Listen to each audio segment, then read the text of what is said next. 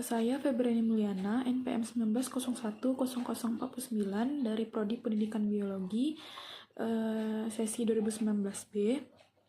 Pada kesempatan kali ini, saya akan menjelaskan materi mengenai pengertian, tujuan, dan jenis-jenis regresi, korelasi, atau produk momen. Yang pertama yaitu pengertian. Korelasi merupakan salah satu bentuk dan ukuran dengan memiliki beberapa variabel dalam hubungan yang memakai kata dari korelasi positif sehingga terjadi perubahan dengan meningkat pada suatu benda. Statistik korelasi yaitu sebuah cara atau metode untuk mengetahui ada atau tidaknya hubungan linear antar variabelnya. Dan apabila terdapat hubungan, maka perubahan-perubahan yang terjadi pada salah satu variabel X akan mengakibatkan terjadinya perubahan pada variabel lainnya atau Y. Selanjutnya, analisis regresi linear.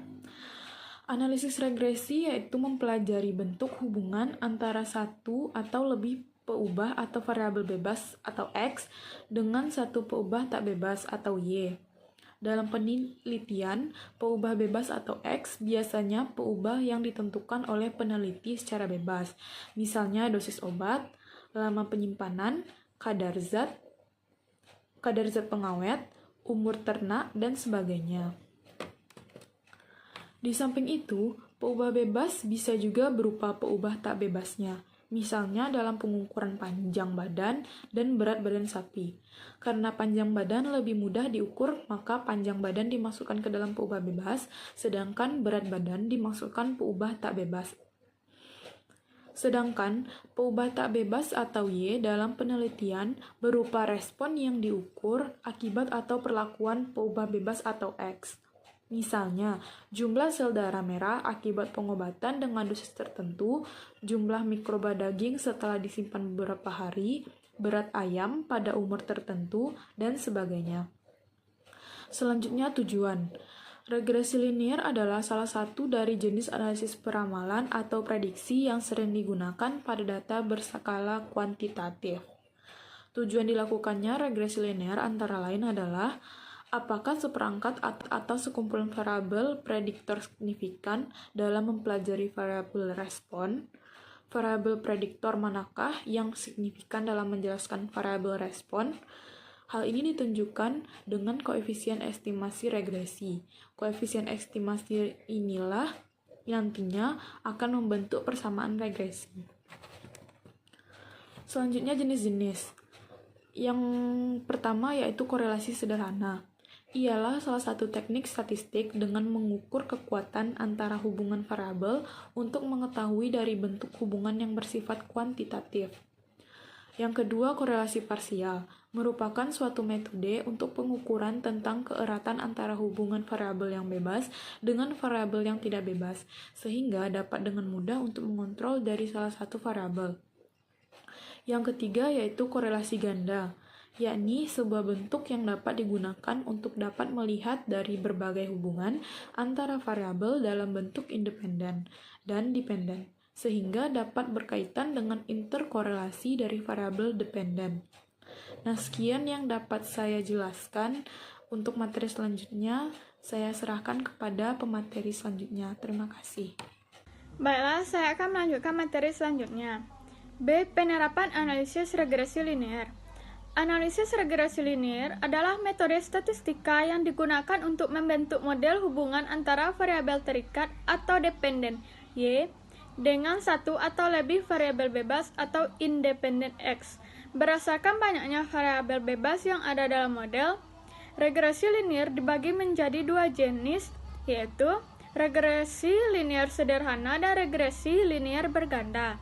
Apabila banyaknya variabel bebas X hanya ada satu, maka disebut sebagai regresi linear sederhana.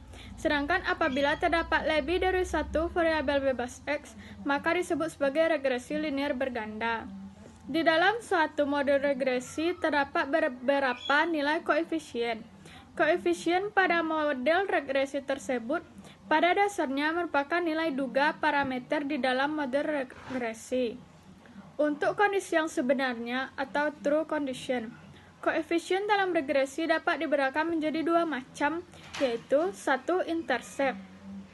Secara matematis, intercept merupakan suatu titik perpotongan antara suatu garis dengan sumbu Y pada diagram atau sumbu Cartesius pada saat nilai X sama dengan 0. Sedangkan secara statistika, nilai intercept merupakan nilai rata-rata pada variabel Y apabila nilai pada variabel X bernilai 0. Dengan kata lain, apabila variabel X tidak memberikan kontribusi terhadap variabel dependen Y, maka secara rata-rata nilai dari variabel Y akan sebesar intercept tersebut. Perlu ditekankan bahwa intercept hanyalah suatu konstanta yang memungkinkan munculnya koefisien lain di dalam model regresi. Intercept tidak selalu dapat atau perlu untuk diinterpretasikan. Apabila data pengamatan pada variabel X tidak mencakup nilai 0, maka intercept tidak memiliki makna berarti sehingga tidak perlu diinterpretasikan. 2. Slope. Secara matematis, slope merupakan ukuran kemiringan dari suatu garis. Dalam suatu persamaan regresi, slope merupakan koefisien regresi untuk variabel bebas atau X. Dalam konsep statistika, slope merupakan suatu nilai yang menunjukkan seberapa besar kontribusi atau sumbangan yang diberikan suatu variabel X terhadap variabel Y. Nilai slope dapat pula diartikan sebagai rata-rata pertambahan atau pengurangan atau tergantung tanda dari koefisien tambah atau kurang yang terjadi pada variabel Y untuk setiap peningkatan satu satuan variabel X. Contoh model regresi, Y sama dengan 30.093 ditambah 0,596 X ditambah E. Pada persamaan regresi di atas, angka 30.093 merupakan intercept dan angka 0,596 merupakan slope, sedangkan E merupakan error. Di dalam konsep regresi linear, error adalah semua hal yang mungkin mempengaruhi variabel terikat atau Y yang tidak diamati oleh peneliti atau tercakup dalam variabel di luar variabel penelitian. Contoh kasus, seseorang peneliti ingin meneliti tentang seberapa besar pengaruh kenyamanan tempat berbelanja terhadap minat beli konsumen. Misalkan dari hasil perhitungan diperoleh persamaan regresi sebagai berikut. Y sama dengan 30.093 ditambah 0,596 X ditambah E. Keterangan, X yaitu kenyamanan tempat berbelanja, Y yaitu minat beli konsumen.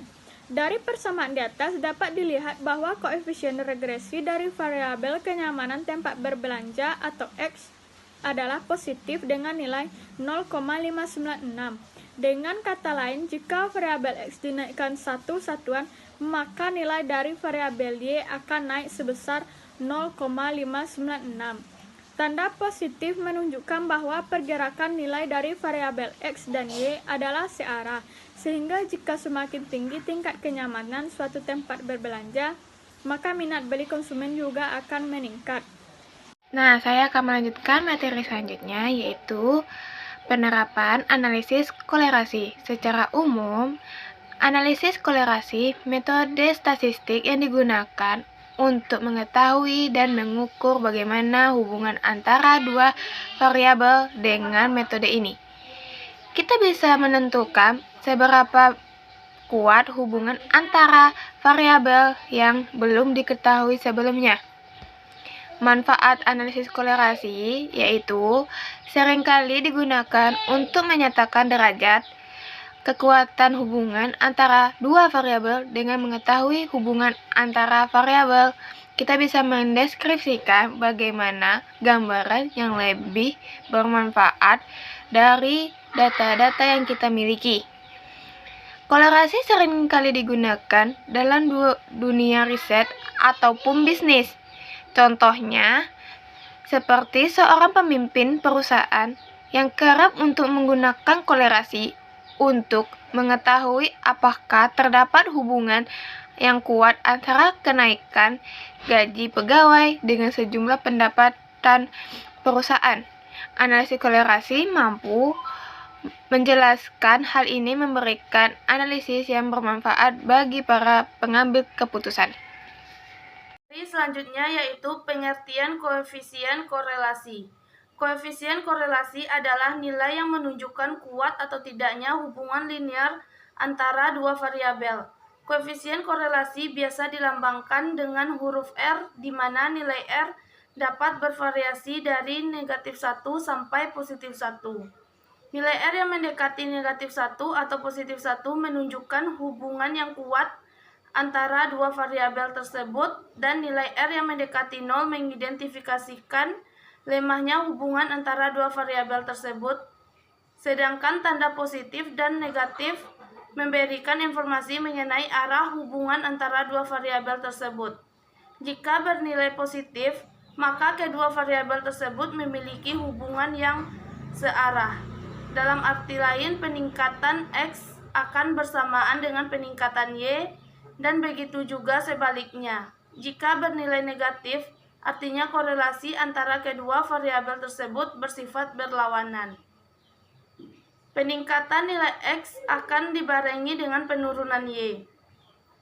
Koefisien korelasi Pearson atau produk moment coefficient of correlation adalah nilai yang menunjukkan keeratan hubungan linear dua variabel dengan skala data interval atau rasio. Rumus yang digunakan adalah sebagai berikut. Contoh soal yaitu, di bawah ini disajikan data tentang harga rata-rata dolar Amerika dan emas 24 karat di pasaran Jakarta tiap akhir tahun selama 1970 sampai dengan 1978. Dapat kita lihat pada tabel berikut. Tentukan apakah terdapat korelasi antara harga dolar Amerika dan harga emas 24 karat. Jelaskan artinya. Penyelesaian. Harga dolar Amerika sama dengan X. Harga emas 24 karat sama dengan Y. Dari data yang ada, diketahui bahwa kedua variabel yaitu harga dolar Amerika dan harga emas 24 karat mempunyai skala data rasio.